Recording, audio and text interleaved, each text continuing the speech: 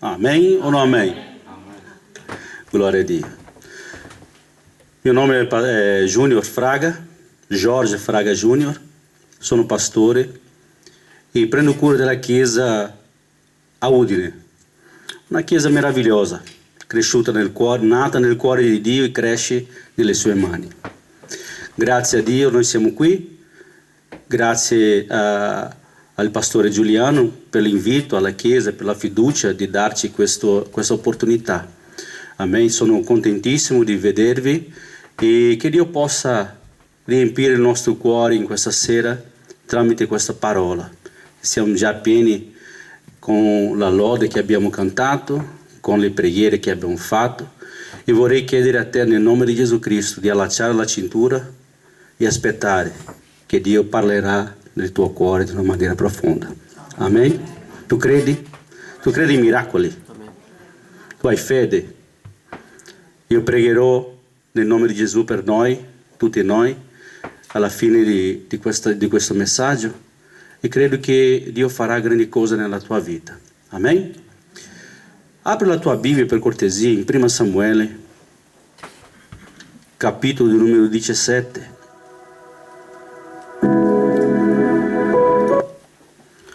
Prima Samuele, capitolo numero 17. Gloria a Dio.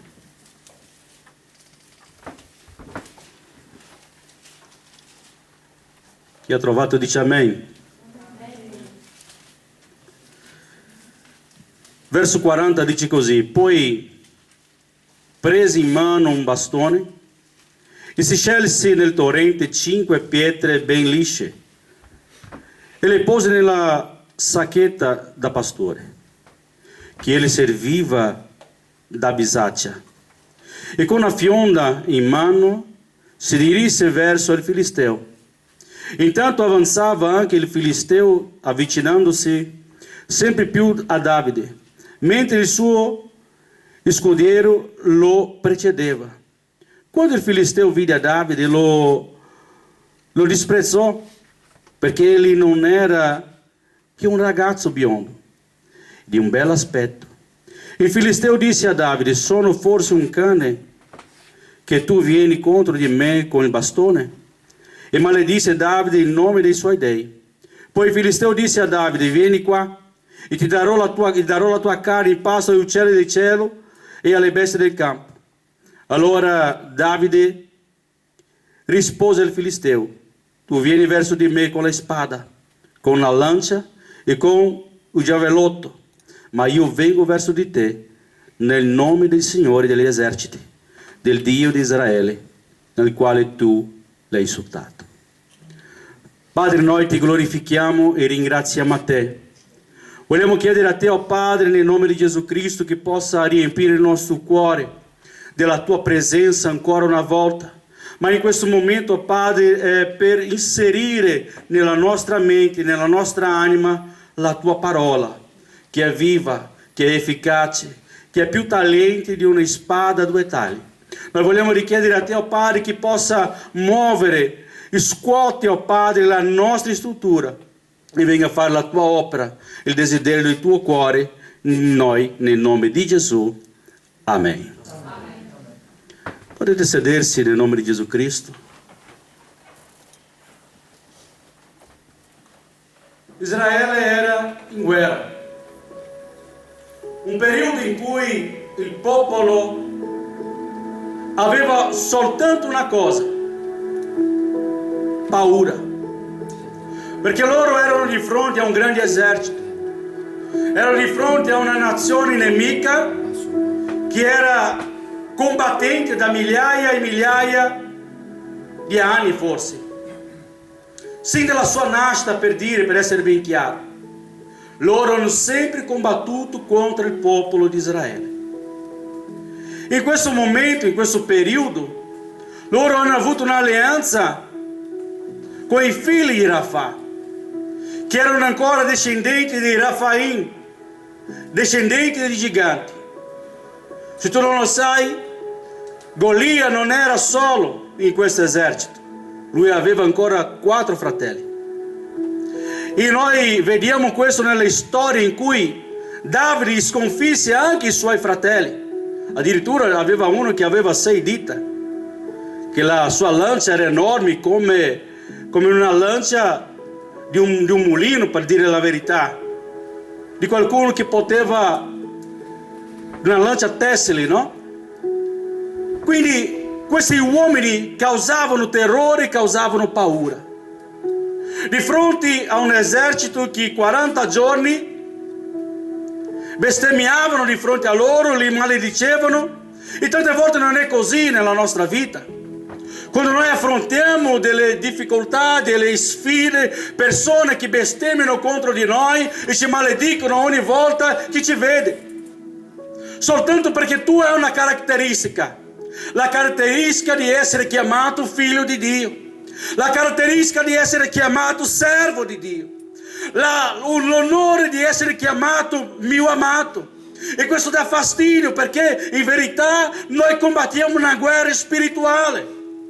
E la Bibbia è chiara quando dice che la nostra lotta non è contro carne e sangue, perché è una verità, è una realtà che tanti di noi non abbiamo messo ancora nella nostra mente, nel nostro cuore.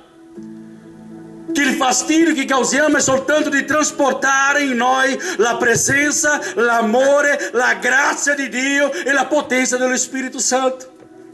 Tu puoi dire un amen? Questa persona sei tu, fratello mio, sei tu, sorella mia, è stata scelta da Dio per trasportare la sua presenza, per trasmettere il suo grande, eterno amore. Questo amore che è stato consumato, questo amore che è stato dimostrato nella croce del Calvario. Un luogo in cui noi dobbiamo sempre ritornare e richiede a Dio misericordia e grazia, accettando questo sacrificio, rinunciando a noi stessi e alle nostre debolezze. Davide entra in questo esercito per caso. La Bibbia dice che lui arriva lì perché doveva sfamare i suoi fratelli, e portava latte e portava pane, obbligato dal suo papà perché lui aveva paura. Arrivando lì, lui non accetta la situazione, non accetta il momento, perché dicevano male contro il popolo e bestemmiavano contro di Dio. E allora queste cose gli dava fastidio. Da 40 giorni uomini, guerrieri, valenti, buoni con la spada, impauriti da un gigante. Ripeti con me: Dio, ma con forza e con voglia, non avete paura, non morderò, a me sono un po' grosso ma non mordo. Dio cambia la storia. Tu puoi dire un amen? Dio cambia la storia. Perché Dio ha cambiato la storia? Come mai Dio ha cambiato la storia? Dio manda un giovincello piccolo agli occhi degli altri, ma è grande dinanzi a Dio. Un uomo che nessuno si accorgeva, tanto che è stato l'ultimo a essere ricordato nel momento in cui Samuele è andato a ungere il re, perché lui era ancora nel campo in cui lui suonava, nel campo in cui lui pregava, nel campo in cui Dio lo conosceva in profondità, nel campo in cui lui scriveva i salmi dicendo: guarda, ci sono salmi che dicono che i fratelli hanno cercato di annegarlo, di affogarlo nel fiume. E lui racconta la sua esperienza, che sentiva le acque tortuose che lo portavano via. In un luogo in cui era disprezzato ma amato da Dio. E tante volte è così la tua situazione. Sei disprezzato dal mondo, dalle persone, della gente che fianca intorno a te, ma è amato da Dio. Perché la tua storia non è stata scritta davanti agli uomini, la tua storia si può scrivere dinanzi a Dio, nel tuo momento di preghiera, nel tuo momento di adorazione, nel tuo momento di consacrazione dinanzi a Dio. È Dio che ti ascolta, è Dio che ascolta il pianto più profondo della tua anima e del tuo cuore. E tante volte noi abbiamo fatica di parlare con Dio, pastore. Raccontiamo la nostra storia al nostro vicino, al datore di lavoro, la nuova fidanzata, alla cassiera della casa di Riperlando magari. Ma non abbiamo la mentalità di raccontare la nostra storia a Dio. Perché Lui desidera, non so, perché Lui conosce la tua storia, ma Lui desidera che tu venga a parlare con Lui. Ti faccio una domanda. Tu hai figli? Ti piace quando i tuoi figli vengono a raccontare la loro esperienza, la loro storia? Non ti dà un momento di gioia? O magari chi viene a raccontare le sue brutte esperienze non ti dà un momento di tristezza e tu cerchi di trovare una soluzione? Non è così. Così è il sentimento di padre. E Dio, che cosa è Dio? È un Dio Padre. Lui desidera ascoltare la tua voce. Lui ha nostalgia della nostra voce, di sentire i tuoi sentimenti veri. Ah, ma pastore, Dio conosce il mio cuore, Dio conosce il tuo cuore, ma Lui desidera che tu venga a ribaltare il tuo cuore nella sua presenza, dicendo: papà, io sono qui, sono disperato, non so cosa fare, mi umiliano fuori, ma so che tu mi darai la soluzione per uscire fuori di questa situazione. Allora, Davide, sconosciuto da tutti, ma conosciuto da Dio. In questo momento voglio mettere un punto in questa storia e dire a te che Dio non usa chi è più capace. Ripeti come Dio non usa chi è più capace, ma sì chi è disposto. Saul viene di una stirpe di Beniamino, uomini che erano così fantastici che avevano 600 uomini scelti. La Bibbia dice questo chiaramente, che loro erano mancini e loro segnavano un filo di capelli e non sbagliavano. La Bibbia dice che la famiglia di Saul e i suoi fratelli erano uomini di guerra, abilitosi con la fionda. In questo momento arriva un ragazzino, 15-16 anni più o meno di età, massimo 17, che l'armatura non poteva usarla perché era così piccolo che lui, l'armatura di Saulo non gli prestava, non gli dava. Rinunciando all'armatura che l'uomo può offrire.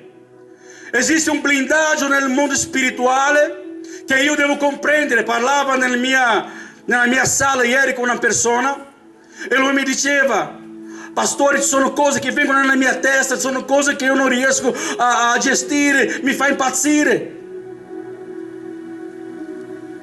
Io ho preso un bigliettino che era di una cellula, il bigliettino era una croce. Era una croce così tagliata, no, ricortata. E nel giorno della cellula dovevi scrivere quello che tu volevi abbandonare nella croce, lasciare lì, che Dio potesse perdonare e farle sparire dalla mente. Ho preso quello bigliettino e l'ho scritto Efesini 6:12 in poi. E lui mi diceva: ma che cosa significa questo? Il diavolo lancerà nella tua mente dardi infiammati e tu devi avere questo tipo di protezione nella tua vita. E lui sicuramente è andato a vedere e lì parla dell'armatura di Dio. Se io non ho un blindaggio spirituale nella mia vita, sarò preda facile del nemico. Se io non ho un blindaggio nella mia anima, il diavolo mi sconfiggerà. Se io non porto con me la spada dello Spirito e la spada di Dio che è la parola, il diavolo mi vincerà e mi farà arrendersi a terra. E io sarò soltanto un sconfitto nella storia dell'umanità e nel mondo evangelico. Ma la domanda è: tu vuoi essere usato da Dio? Vuoi avere esperienza con Dio? O vuoi essere obbediente? perché sono cose diverse. Essere obbediente, io farò tutto quello che Dio mi ordinerà, e tutte le altre cose sono un omaggio, perché chi obbedisce è fedele, chi obbedisce ha esperienza, chi obbedisce conosce il sovrannaturale di Dio. Davide arriva in quel luogo, un ambiente di guerra, un ambiente di lotta, e si infastidisce con la situazione. Tante volte noi arriviamo in una situazione e per noi sembra nulla. Sai perché? Perché non abbiamo così tanta comunione con Dio per prendere la situazione in mano e prendere una posizione. Allora in Brasile si dice che esistono credenti 007. Nessuno lo sa che loro sono credenti, ma loro lo sanno credenti. Loro fanno il loro ruolo. Loro vanno a pregare, tutto ciò, ma non si riconosce che è un credente. Davide dice: ma chi è questo filisteo che affronta il Dio di Israele? Dio non usa chi ha più esperienza, Dio usa chi è disposto. Saul era un guerriero, ma non aveva disposizione di affrontare il nemico, non aveva disposizione di affrontare quello che gli era davanti. Uomini così sono abituati a delegare le cose, e loro hanno delegato, e lui ha delegato, no? Chi vincerà quest'uomo qui, gli darò la mia figlia, perché è naturale così. Deve scappare via dalla situazione. E allora noi possiamo immaginare che Davide arriva vicino a un fiume e sceglie 5 sassi belli lisci. Quanti? Quanti? Quanti giganti avevano?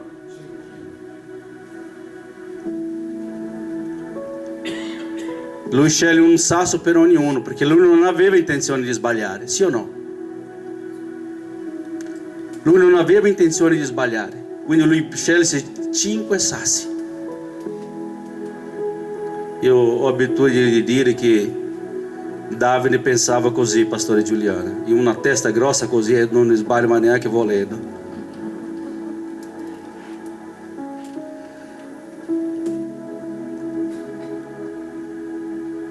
Tu vieni contro di me con bastoni, sassi, come sono un cane per caso? E lui ha risposto: no, io vengo contro di te nel nome del Signore dell'esercito. Noi tante volte abbiamo un problema, una difficoltà, e noi andiamo contro questa difficoltà con la nostra propria forza. Dimentichiamo che abbiamo la protezione di Dio, abbiamo una chiamata di Dio, dimentichiamo che Dio è nella nostra vita. Ah pastore, ma non sono abituato a predicare. No, se tu devi essere abituato a predicare, perché la parola di Dio dice così, che è la nostra missione, è il grande mandato: andate, predicate a ogni creatura, in ogni nazione. Quindi non devi aspettare di diventare un pastore, un operaio, un membro qualificato. No, tu devi iniziare a predicare, a annunciare il Vangelo. Le altre cose Dio aggiungerà nella tua vita. Ma preparati, perché ci saranno affronte, saranno problemi, saranno difficoltà, ma tu vincerai nel nome di Gesù Cristo.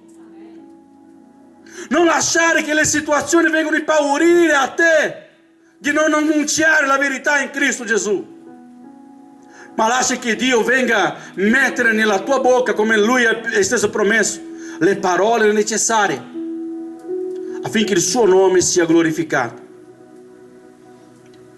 Di migliaia di uomini che erano lì, c'era un ragazzino disposto. Di migliaia di uomini che erano lì con talento, c'era un uomo, un ragazzo che era disposto. Dio non usa chi ha il talento, Dio usa chi è disposto, perché il talento arriva, si amalgamerà insieme alla chiamata. La Bibbia dice che quando Mosè ha iniziato a costruire il tabernacolo aveva bisogno di muratori, aveva bisogno di pittori, aveva bisogno di artefici, sì o no? E Dio ha detto così: guarda, arriverà un uomo da te, Tizio, Caio e Sempronio arriveranno da te e loro inizieranno a fare l'opera di carpinteria, di falegname, di artifici, di gioielli, tutto quello che serve. Perché loro hanno predisposto nel loro cuore di contribuire con questa opera. E a volte noi diciamo: io non so fare nulla. Che cosa desidera fare? E Dio ti aiuterà. Dio metterà nel tuo cuore per fare. Dio opererà. O noi non crediamo in un Dio dell'impossibile? Noi crediamo in un Dio e a volte non riusciamo a fare, o a volte non crediamo perché non abbiamo mai visto. La nostra limitazione è: io non ho mai visto, quindi non posso credere. Non è così? Ma se ti dico che esiste un Dio che ti ha chiamato per farti vedere cose grandi e occulte che non lo sai, e se io invito a conoscere un Dio che dice: ciò che l'occhio non ha mai visto e l'orecchio non ha mai udito sono le cose che Dio ha preparato per noi. La fede è relativa. È relativa al mondo spirituale, non è relativa a ciò che vedo. Davide non vedeva, ma lui sapeva per fede. Per quello lui ha scelto 5 pietre. E lui ha risposto: pastore, io vengo contro di te nel nome del Signore degli eserciti. E dopo la promessa della nascita di Gesù Cristo era, e noi possiamo leggere bene in Isaia capitolo 9 se non sbaglio, lui è consigliere, Dio forte, Padre dell'eternità, Principe della pace e Dio potente.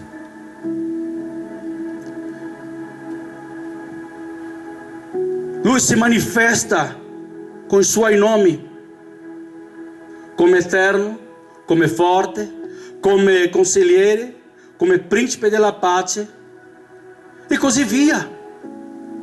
Noi sappiamo che Dio si manifesta nella nostra vita mediante la necessità, ma non devo creare io la necessità affinché Lui venga a manifestarsi. Devo conoscerlo in profondità, nell'atrio, nel santo dei santi, nel luogo in cui io posso chiamarlo in preghiera. E tante volte predicavo ieri, non abbiamo tempo per questo. Tante volte non abbiamo mai passato il tempo, non ho pregato, fratelli miei. È importante nella nostra vita avere un tempo di preghiera con Dio, perché Dio ti onorerà nel tempo opportuno. Davide arriva lì così perché doveva portare il pane, latte e formaggio, e si mette in mezzo a una guerra. È un eroe di una nazione, perché ha sconfitto un gigante nel nome del Signore degli eserciti. Qual è il gigante che stai affrontando? Se il tuo gigante è mancanza di provvista, il nome è Jireh. Se il tuo gigante è una malattia, il nome è Rafa, il Dio della guarigione. Se a te ti manca la pace, il nome è Shalom, il Dio della pace. Se a te manca la salvezza, il nome è Elon, il Dio dell'eternità.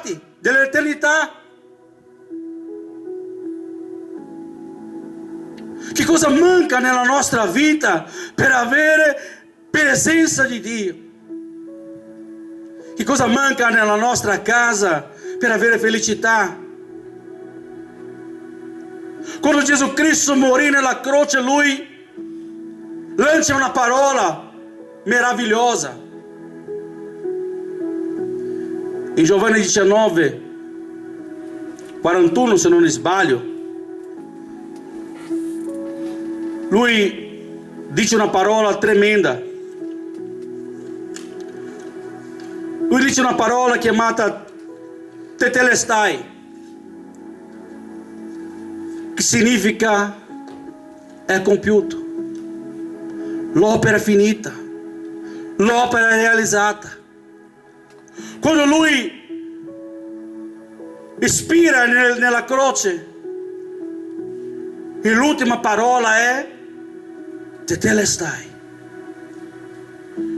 Questo significato era quando un'opera di artefici doveva finire, era finita. L'artefice diceva tetelestai, l'opera è finita di un modo perfetto. Quando un giudice dava la liberazione, o quando un condannato pagava la sua penale, lui doveva scrivere tetelestai, è stato pagato di una maniera completa. Quindi Gesù Cristo ha pagato un prezzo per noi, affinché io possa sconfiggere i miei giganti nel nome di Gesù Cristo. Amen. Nel nome dei re, del Signore dei signori, di colui che ci dà la vita e ci dà la salvezza. Quello che io devo capire è che anche se sono caduto di paracadute in questa terra, o magari in questa chiesa, in questo giorno, lui sta dicendo a te: guarda, tu sei un guerriero di Dio. Tu non sei stato mai abbandonato. Sembrava che stava solo, ma tu non stava solo. Mentre tu pensavi che stava solo, lui scriveva la tua storia. E la tua storia non è finire come un sconfitto, come una sconfitta, rinchiuso in una stanza depressiva.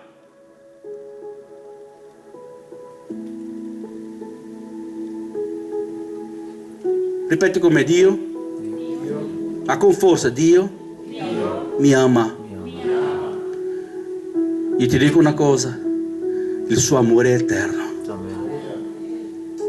Il suo amore non avrà mai fine, perché lui è il padre dell'eternità. Non importa quanti giganti ancora restano per sconfiggere, perché sicuramente Davide guardava e vedeva ancora gli altri, e più un esercito. Ma i filistei hanno avuto paura, sai perché?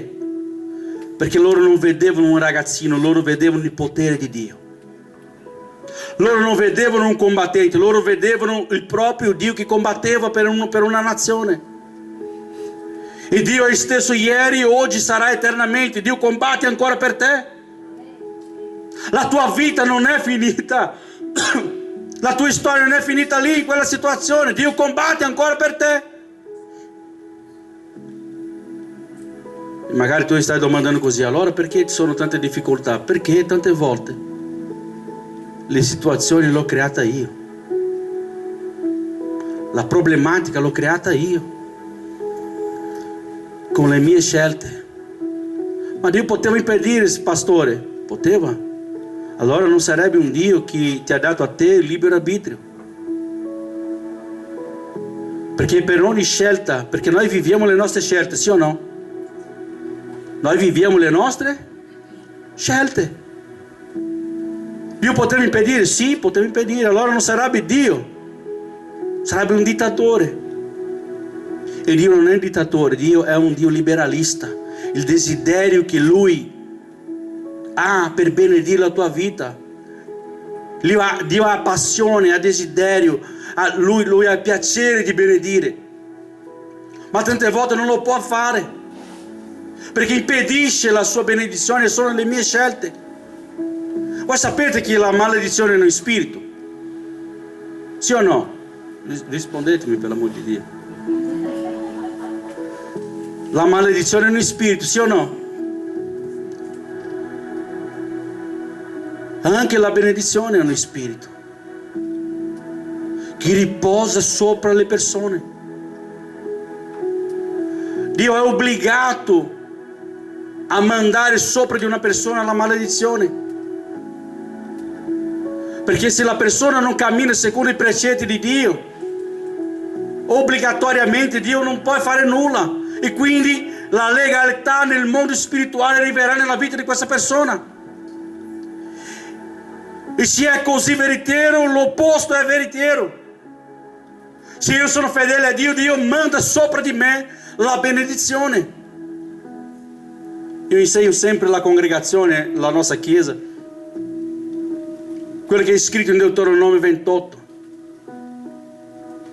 Sono 15 versetti che dicono che cosa succederà nella mia vita se io benedico a Dio, il nome di Dio, se io sono fedele a Dio.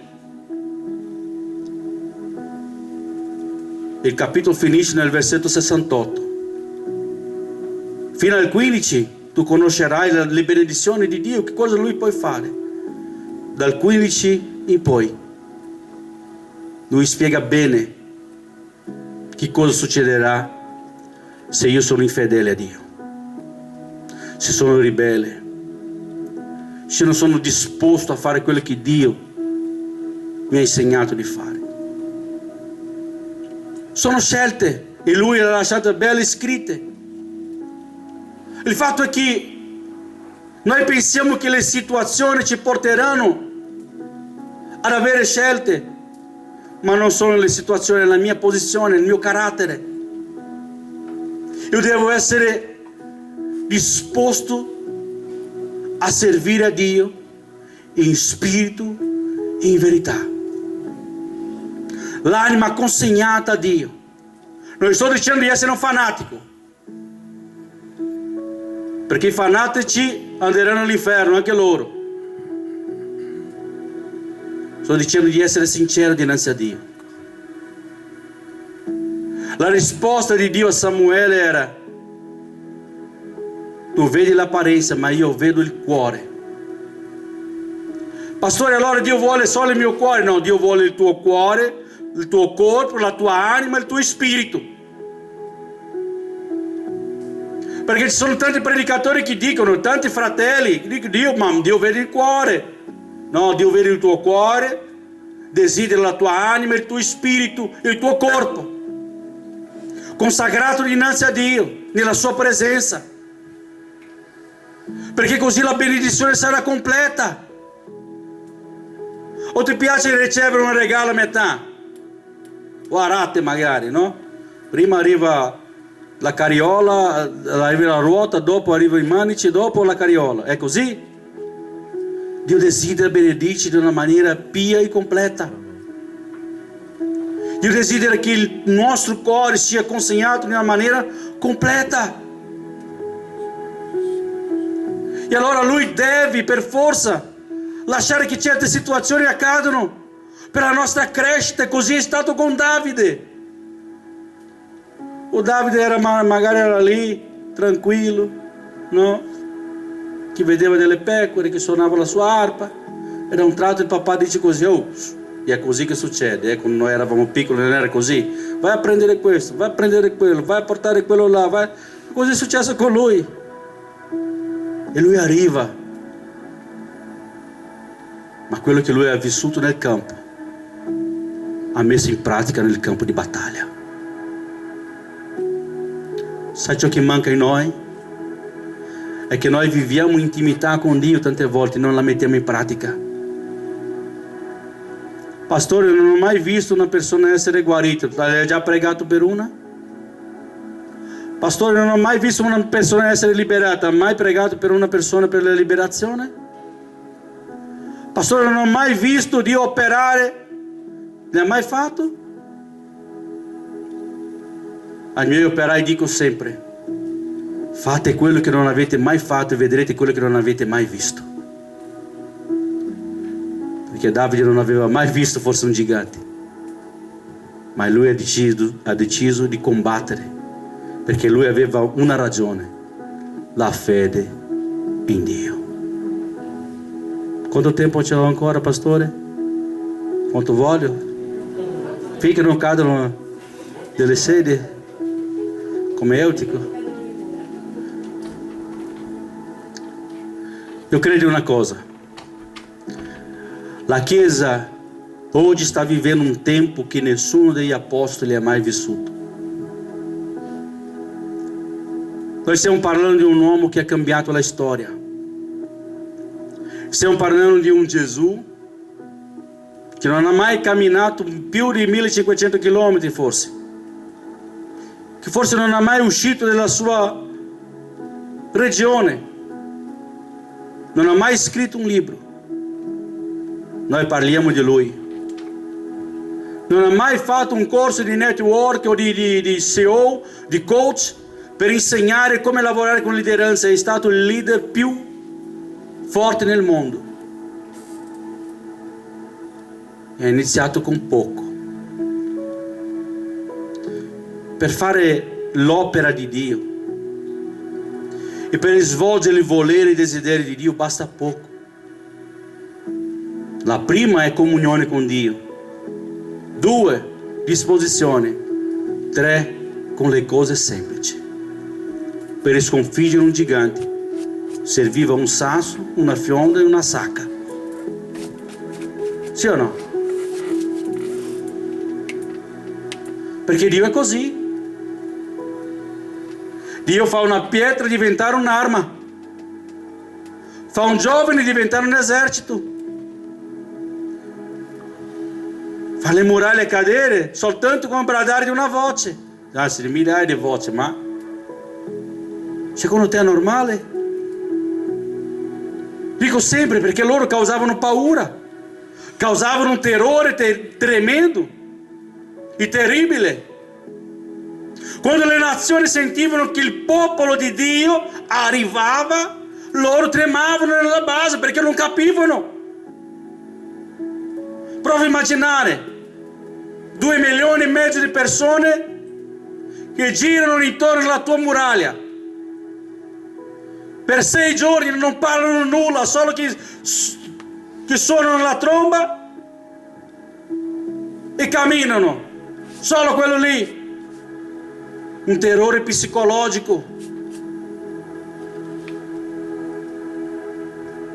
Prova a immaginare un ragazzino che arriva, fai cadere un gigante e lui cade, va all'Italia alla testa, prende e porta via e dice così, ecco qua. Então, vostro problema è finito.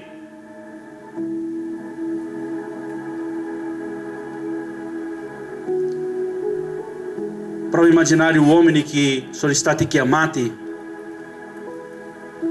perché loro stavano pescando.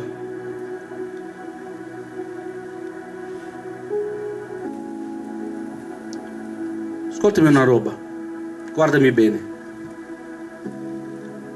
Dio ti userà in quello che tu sai fare bene,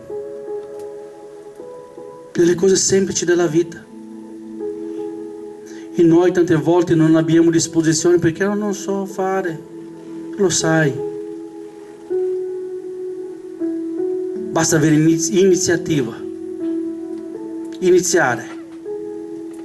Non abbiamo imparato a guidare la macchina, non abbiamo imparato a salire su una bicicletta. È normale.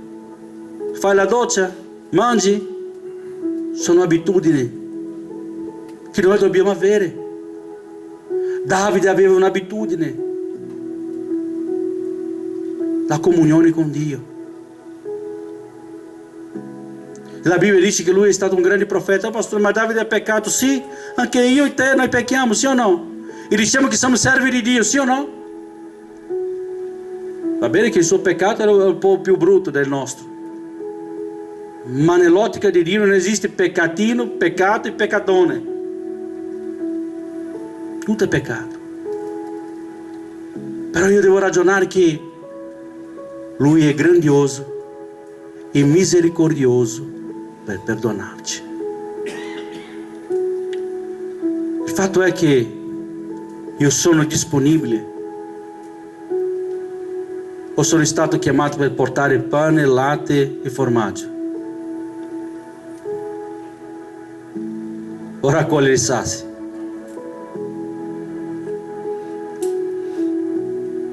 Ascoltami bene,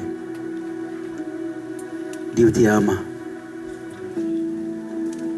Gesù Cristo morì nella croce per te e Lui ha già sconfitto il gigante più grande che poteva esistere,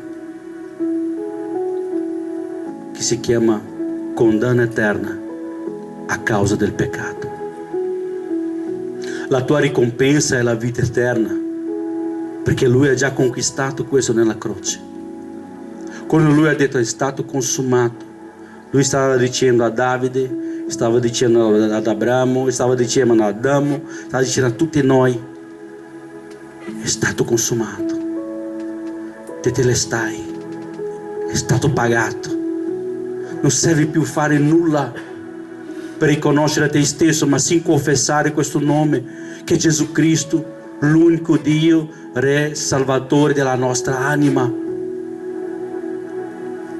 Il salario del peccato è la morte, ma la vita eterna è pentirsi dinanzi a Dio, riconoscere che Lui può salvarci, perché già è stato fatto. Tu credendo o non credendo, è già stato consumato, è fatto. E allora il fatto è, devo aspettare per vedere se è vero o è meglio rimediare prima?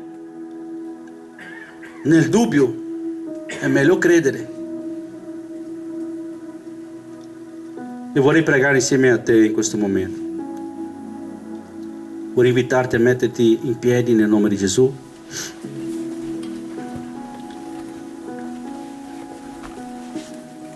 Verso mezzanotte noi finiremo, vai tranquilli.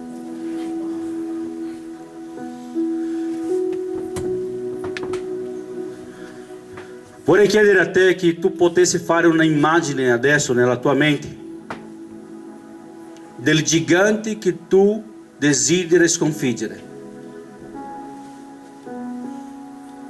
Questa parola adesso raggiungerà il tuo cuore come una freccia. Questa parola raggiungerà la tua anima in una maniera fantastica.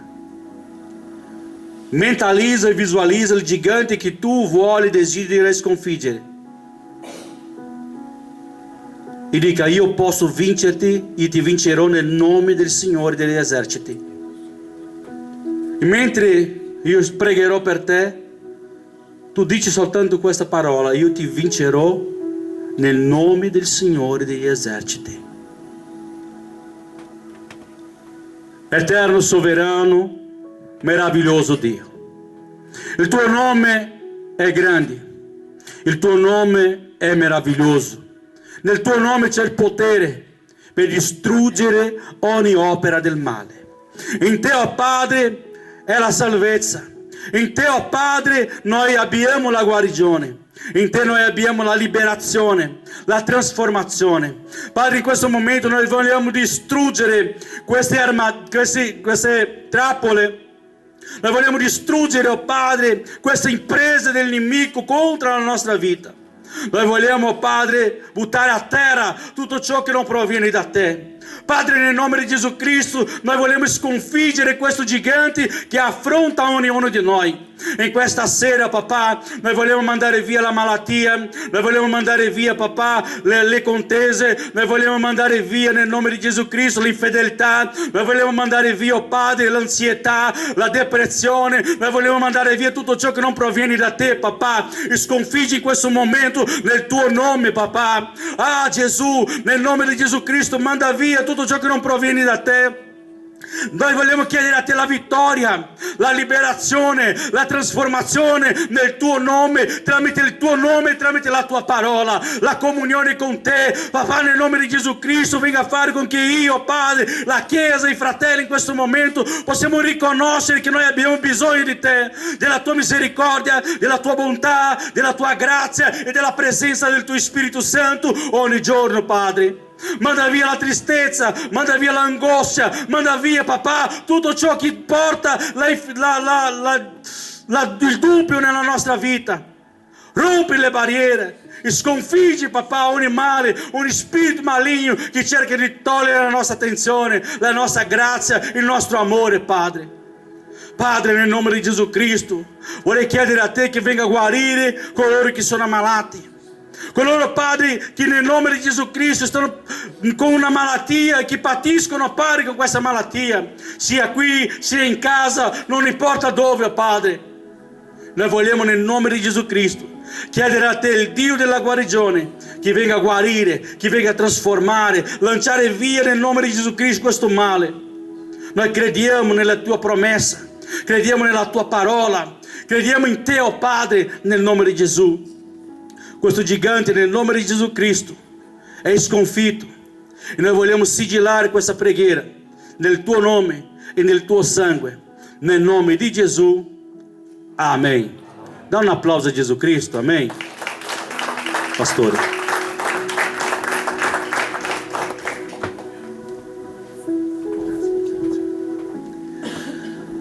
Amen. Vogliamo ringraziare il Signore per questo incoraggiamento. Io stamattina non so se qualcuno di voi l'ha visto, ma mi sono imbattuto in quella stessa parola che ha usato Junior Tetelestai, no?